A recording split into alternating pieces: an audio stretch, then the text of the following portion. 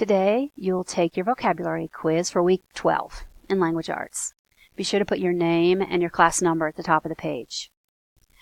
This week, we're going to focus on these words. I'm going to read by column. And the first column is calamity and falter. In column 2, we have scrutinize. In column 3, survive. In column 4, utter. In column 5, sleazy and adage. In column 6, encumber. In column 7, dismantle and substantial.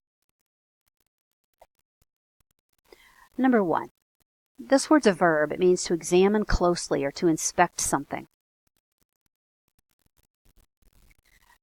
Number 2. This word is an adjective.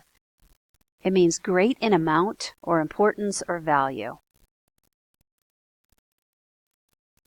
Number 3 is a verb. To make a statement or sound.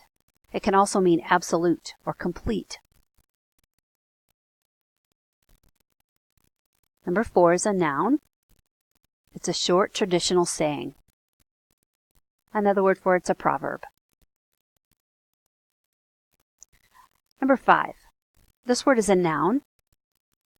The event that causes great misfortune or a disaster. It's another word for disaster.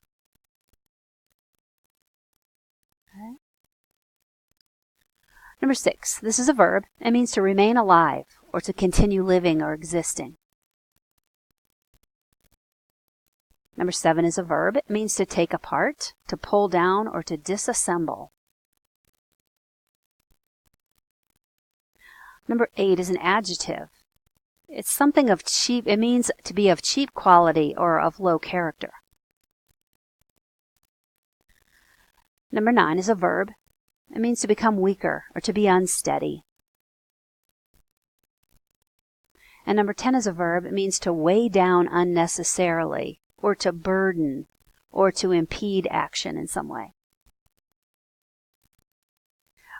For numbers 11 to 15, you need to choose any 5 vocabulary words, hopefully ones that you're real confident that you know the definition of. And then on the back of the page, write a sentence for each one that shows that you know the meaning of the word. Meaning, use the word in context, don't define the word. Be sure you underline each vocabulary word in your sentence. And be sure to put a capital at the beginning of each sentence and to use punctuation in and at the end of the sentences.